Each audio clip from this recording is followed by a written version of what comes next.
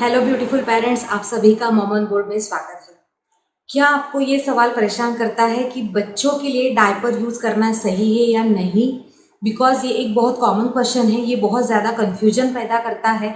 बहुत सारे मदर्स को ये क्वेश्चन परेशानी में डालता है, क्या सच्ची में बच्चों के लिए डायपर यूज़ करना सही होता है या नहीं? डायपर की वजह से क्या बच्चों को रैशेस आ सकते हैं? क्या इसके अलावा हम कुछ यूज़ कर सकते हैं, जैसे कॉटन नैपी हो गया, या फिर बिल्कुल भी डायपर यूज़ करना सही नहीं होता है बच्चों के लिए? ऐसे बहुत सारे सवाल जो है हमारे दिमाग में आते हैं एज अ पेरेंट्स। तो आज के वीडियो में मैं यही इन्फॉर्मेशन सारे आपके लोगों के साथ शेयर करने वाली हूँ कि डायपर बच्चों के लिए सही होते हैं या नहीं। तो चलिए देखते हैं, क्या सही में डायपर्स बच्चों के लिए ठीक होते हैं या नहीं। सबसे पहला सवाल, जी हाँ, डायपर्स बच्चों के लिए बिल्कुल सही होते हैं। डायपर यूज़ करने में कोई भी दिक्कत नहीं है। हम राघव को डे 1 से डायपर यूज़ करते रहे हैं। बिकॉज ये बोला जाता है कि इनिशियल 40 डेज़ ये बहुत ज़्यादा इंपॉर्टेंट होते हैं बच्चे के लिए। उस 40 डेज़ में उनको कॉटन नैपी पहनानी चाहिए, उनको डायपर में बिल्कुल भी नहीं रखना चाहिए।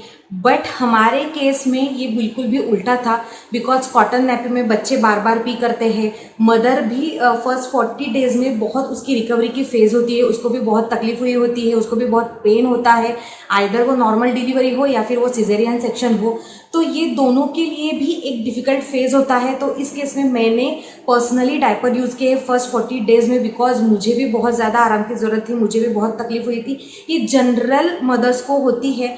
तो ऐसा कुछ भी नहीं है कि आप पहले 40 दिन में बच्चों को डायपर बिल्कुल भी ना पहनाएं, उनको सिर्फ कॉटन की नैपी में रखें। जी नहीं, ऐसा कुछ भी नहीं है। अगर आप डॉक्टर के साथ भी कंसल्ट करते हो तो आपको वो वही बताएंगे कि डायपर में रखना बच्चों के लिए ठीक होता है।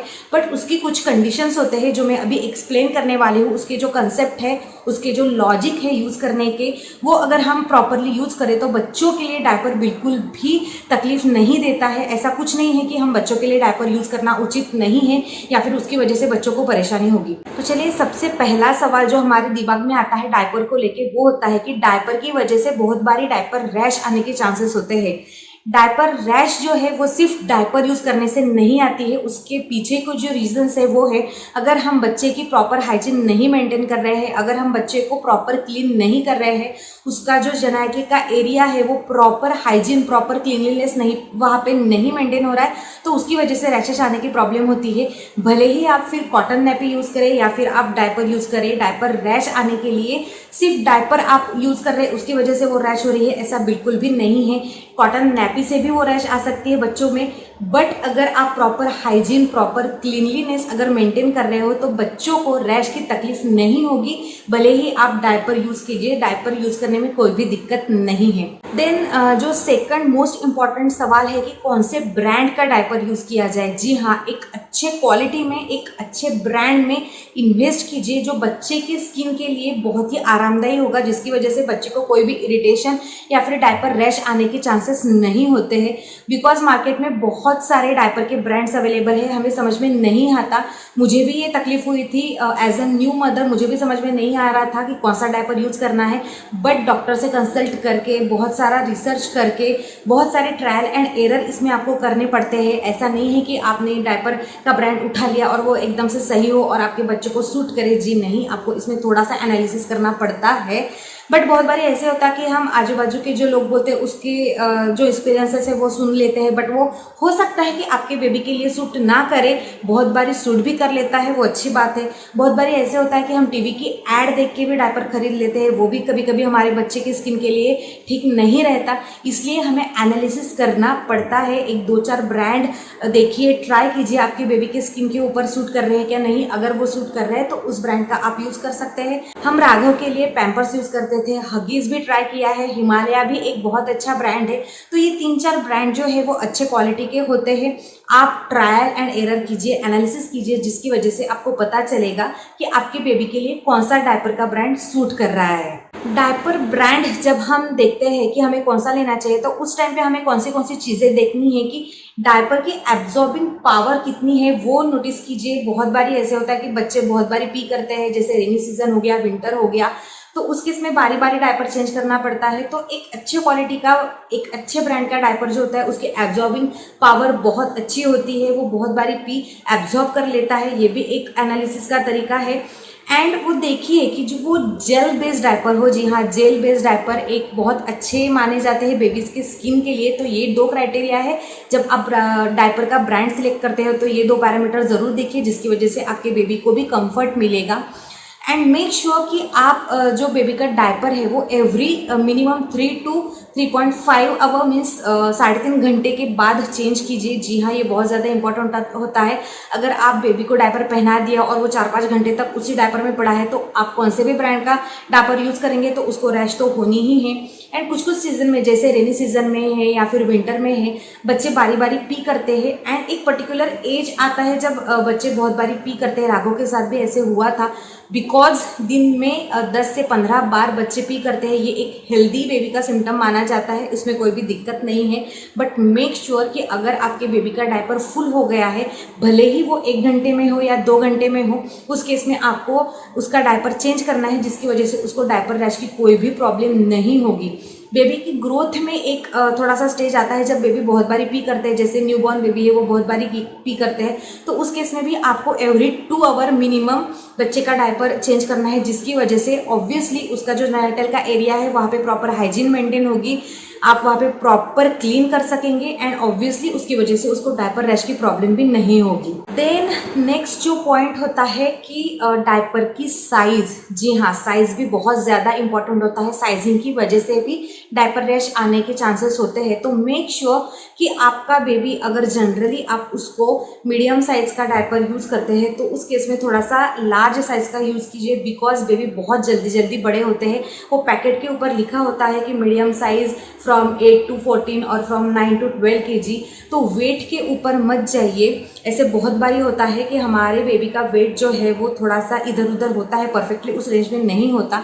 बट इन जनरल केस अगर मैं, जैसे राघव को अगर उसको लार्ज साइज़ का लगता है तो मैं एक एक्सेल साइज़ यूज़ करती हूँ। उसको का बेनिफिट क्या होता है, बिकॉज आपके बच्चे बहुत ही जल्दी बड़े होते हैं, इसलिए आपके पास एक स्टॉक रहेगा लार्ज साइज़ का। ये तो सबसे पहला बेनिफिट है। दूसरा बेनिफिट क्या होता है कि अगर आप लार्ज साइज़ के डायपर यूज़ करते हो तो उसकी वजह से उसको जो है वो थोड़ा सा लूज फिटिंग होगा।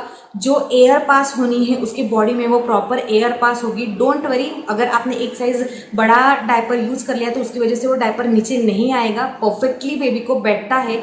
एंड प्लस उसको वो कंफर्ट भी लगता है, थोड़ा सा लूज फिटिंग रहता है, उसमें एयर पास होती है, उसकी स्किन को ब्रीथ करने के लिए थोड़ी सी स्पेस मिलती है। ये दूसरा एडवांटेज हो गया।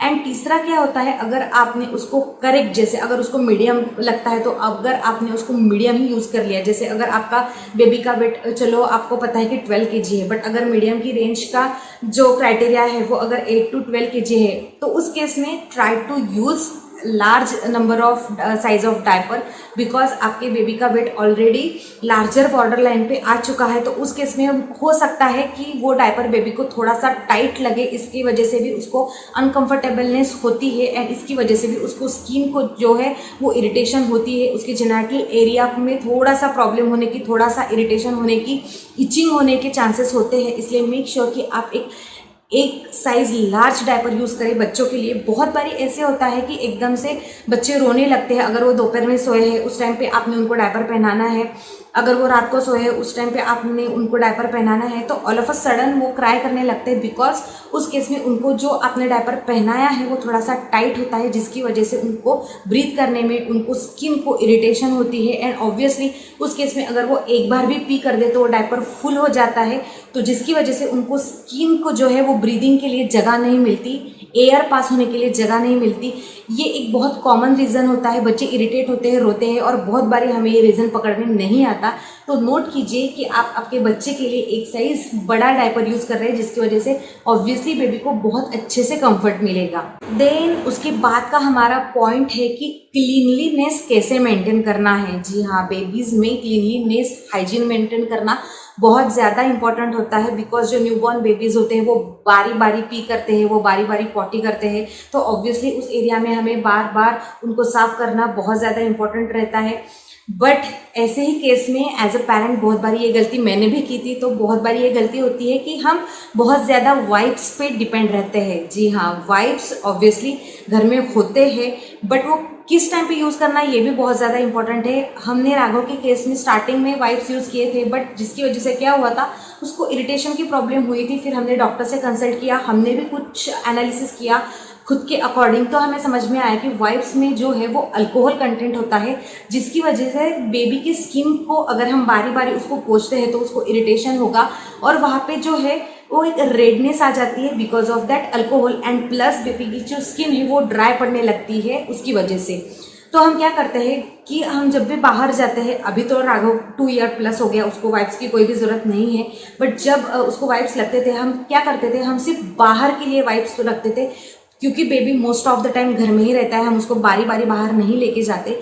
इसलिए जब भी आपका बेबी घर में होता है तो हमें सिंपल मेथड यूज़ करनी है क्लीन करने के लिए। उनका जेनाइटल एरिया, उनका डायपर का एरिया क्लीन करने के लिए आपको क्या करना है, कुछ नहीं, एक थोड़ा सा नॉर्मल आपका पानी लीजिए, एक मलमल का कॉटन का कपड़ा लीजिए, वो कपड़ा पानी में भिगो दीजिए, एंड फिर उसके एरिया को टैप टैप करके उसको पोंछ लीजिए, जिसकी वजह से बेबी को कुछ भी इरिटेशन नहीं होगा।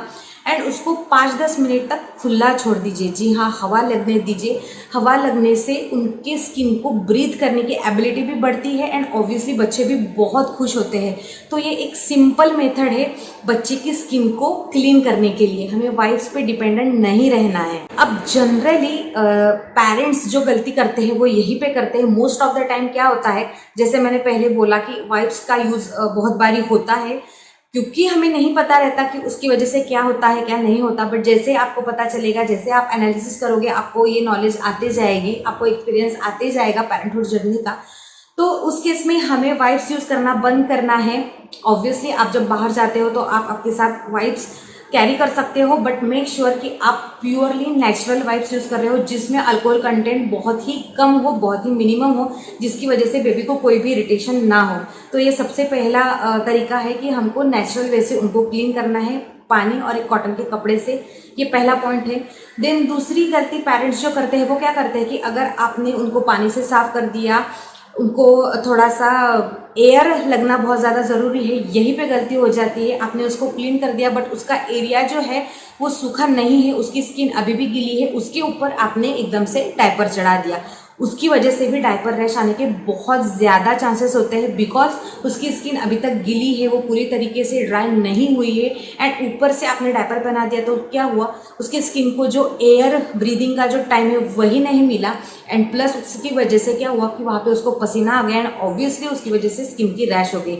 ये दूसरी गलती मोस्ट ऑफ टाइम पेरेंट की तरफ से होती है। जो थर्ड मिस्टेक होती है वो क्या होती है कि हम वेट करते हैं कि बेबी को जब रैश आए तब हम उसको डायपर रैश क्रीम यूज़ करते हैं। जी नहीं, डायपर रैश क्रीम होती ही इसलिए है कि आप बेबी को जो रैश आती है वो अवॉइड कर सके, इसलिए डायपर पहनाने का प्रॉपर मेथड जो है, आपने उसको क्लीन करवा लिया, फिर उसको टैप करके थोड़ा सा सुखा दिया, फिर 5-10 मिनट बेबी को खुला छोड़ दो, उसको कोई भी डायपर मत पहनाओ, उसको कोई भी कॉटन की नैपी मत पहनाओ, कोई भी ज़रूरत नहीं है, उसकी स्किन प्रॉपर ड्राई होनी चाहिए। देन उसके बाद कोकोनट ऑयल भी एक नेचुरल 100% कोकोनट ऑयल होता है, मोस्ट ऑफ टाइम मैं यही यूज़ करती हूँ, या फिर एक अच्छे से क्वालिटी का, अच्छे से ब्रांड का डायपर रैश क्रीम आप उसके स्किन के ऊपर लगा दीजिए, एंड उसके बाद फिर उसको डायपर पहना दीजिए। ये एक बेस्ट मेथड है रैशेज से बचने का, और बच्चे भी बिल्कुल इरिटेट नहीं होते हैं इसकी वजह से।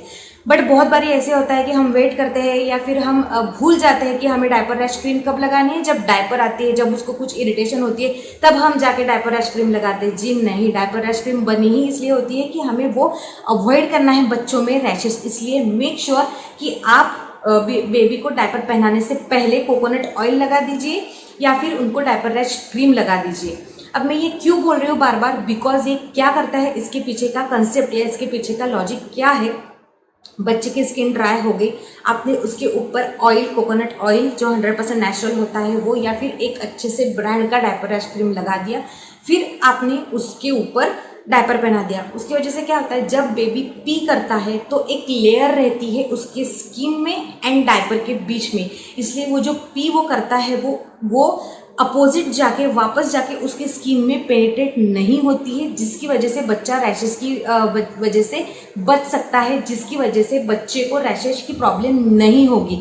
इसलिए हमें कोकोनट ऑयल या फिर डायपर रैश क्रीम पहले लगानी है। ये हो गया उसके पीछे का लॉजिक। अब आपको समझ में आ गया होगा कि डायपर रैश क्रीम या फिर कोकोनट ऑयल पहले लगाने का इम्पोर्टेंस क्या है।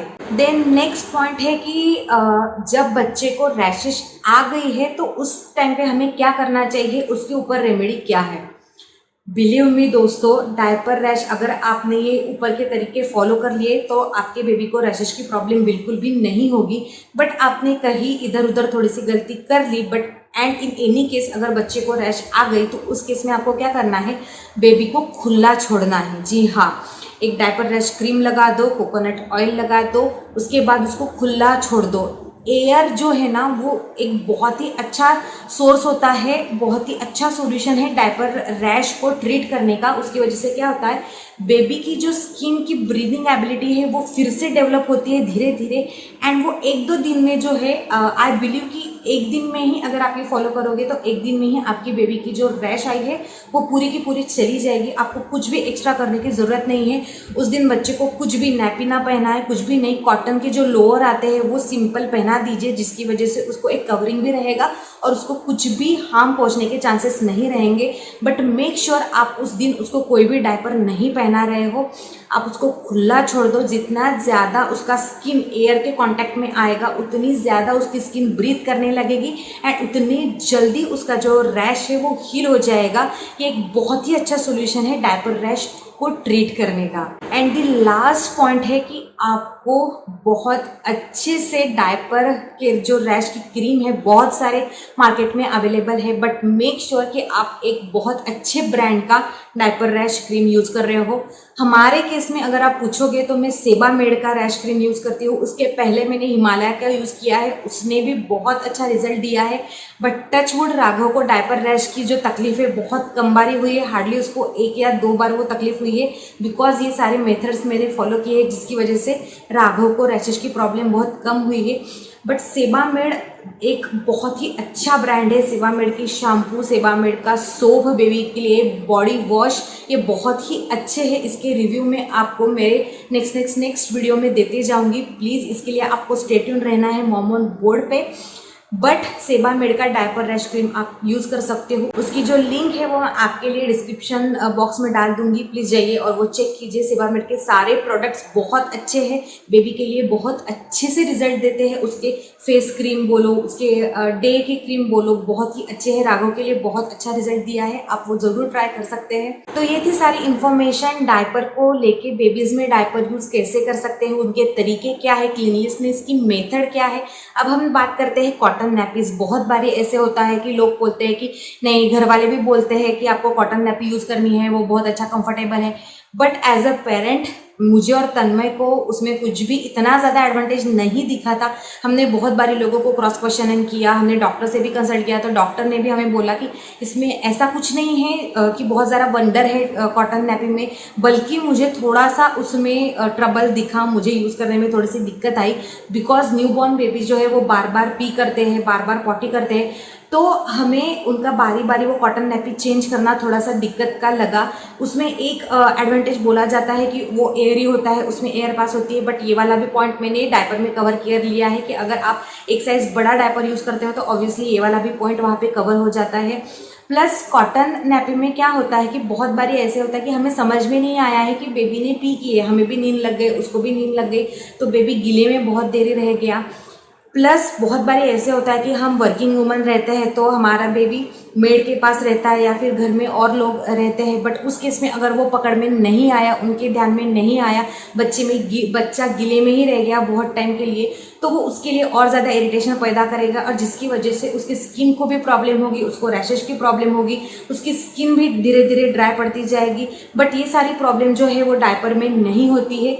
हमें पता चलता है, बहुत सारे डायपर्स में इंडिकेटर होता है, जैसे ही उसका डायपर फुल हो जाए तो वहाँ पे एक लाइन होती है। इसके ऊपर मैं अलग से ज़रूर वीडियो बनाऊंगी। ये वाले डायपर मैं अभी भी राघव को यूज़ करती हूँ। ये कौन से डायपर है, कौन से ब्रांड के हैं, कौन से साइज़ के हैं, इसके ऊपर मैं डेफिनेटली डिटेल में वीडियो बनाने वाली हूँ, इसलिए आपको स्टे ट्यून रहना है मॉम ऑन बोर्ड पे। तो ये सारे जो है एडवांटेज मुझे ये डायपर के लगे, कॉटन नैपी के नहीं लगे। But on the other side अगर आपको कॉटन नैपी प्रिफरेबल लगती है तो आप बेझिझक उसको यूज़ कर सकते हो।